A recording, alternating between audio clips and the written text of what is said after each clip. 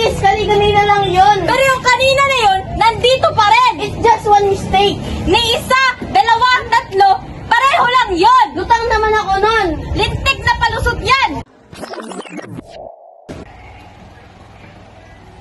Okay, our lesson for today is the distributive property, a fundamental concept in algebra that allows you to multiply a single term or two or more terms inside a set of parentheses.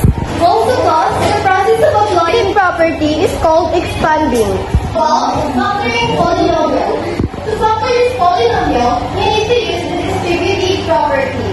To use that, you need to multiply this first term and the second term by each other. What do you call the process of applying the distributive property? Ma'am, Charisse, factoring po. roll. You are not listening.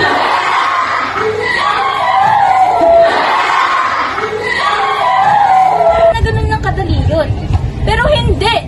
Am I not worth it? Am I not enough? No. Then why?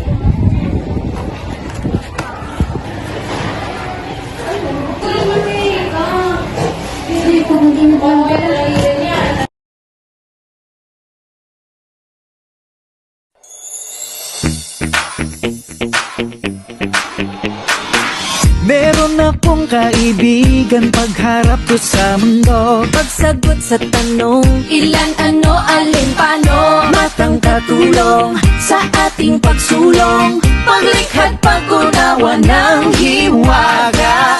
Minsan ang math mahirap at seryoso, nakakatakot, nakakalito.